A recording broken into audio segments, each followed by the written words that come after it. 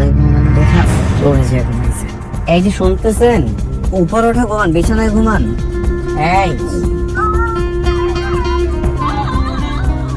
কে তুই? আমি আরে চোর তুই এখানে কি করস? চুরি করতেছিলাম। আমার বউ কই? এখানে আমার কাছে বাড়ি হলো, বাড়ি হলো, আমি ওখানে গেছি, তারপরে কিছু করতে পারি না। চুপ, একদম চুপ করে থাক। চুপচাপ এখানে বসে থাকবি, তাহলে খুব জানে মেরে ফেলাম। আঙ্কেল আসসালামু আলাইকুম। ওয়ালাইকুম সালাম। জানাজি তুমি? আঙ্কেল তোমরা নাকি এই বাসায় আসছে? না তো, কেন কোনো সমস্যা?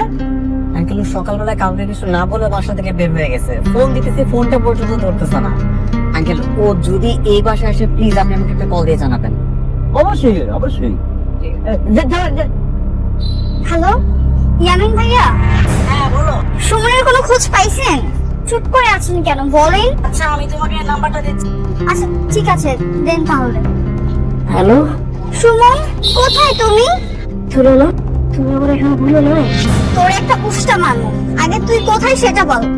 আমি তো আছি একটা বন্দি কারাগারে। মানে আমি তো একটা অকাজ করে ফেলছি। কি কাজ?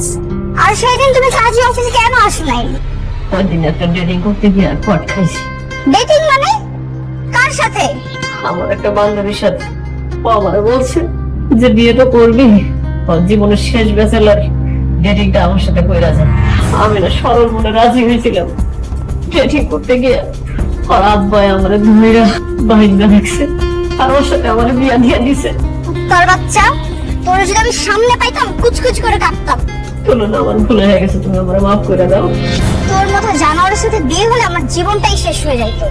আল্লাহ আমারে বাঁচাই দিয়েছে, তোর থেকে তো আমার নকল সুমন অনেক ভালো। নকল সুমন? নকল সুমনটা আমার কে? এত কিছু তোর জানা লাগবে না, তুই ডেটিং নিয়ে থাক। শালা একটা। আল্লাহ, ওর কাছে লাখ লাখ শুকরিয়া। পালিয়েছে। হ্যাঁ মা। সমস্যা নেই, আমরা খুঁজে বের করব। বাবা, একটা মুক্ত পাখিকে যতই আটকায় রাখো না কেন, পাখিটা যদি সুযোগ পায় ঠিকই উড়ে যাবে। আর আমার কাছে মনে হয় কি আমাদের হার মেনে নেওয়া উচিত।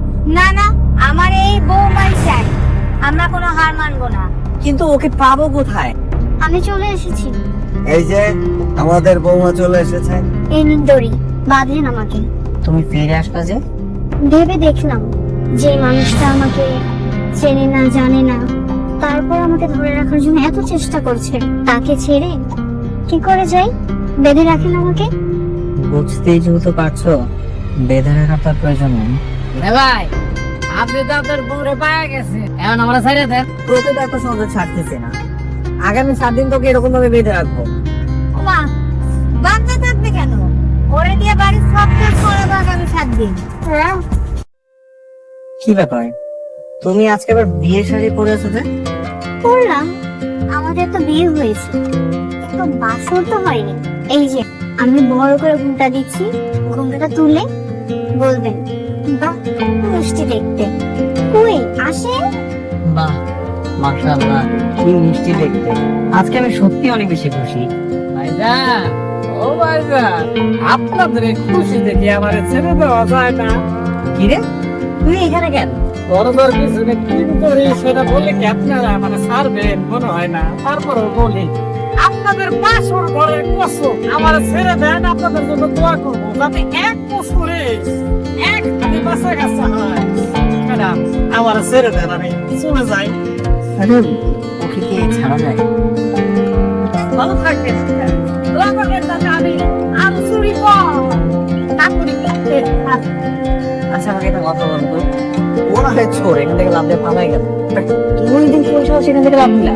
ওই দিন তো আমার অবস্থাও চোরের মতো পেয়েছিল। কথা আছে না, চাচা আপনার বাচ্চা। আচ্ছা একটা কথা জিজ্ঞেস করি আপনাকে, করো। আপনি কি এখন আমাকে সন্দেহ করেন? কেমন সন্দেহ? এই যে আমি আবার পালাবো কিনা। দেখো, তোমার যদি পালানোর হতোই তাহলে সেখানে ফিরে আসতাম না। আমি খামখা কেন সন্দেহ করবো? কেন করবেন না? মেয়েদের মন কখন যে চেঞ্জ হয়ে যায় বলা যায় না। চোখে চোখে রাখেন। ঠিক আছে, চোখে চোখেই রাখবো। চলবে?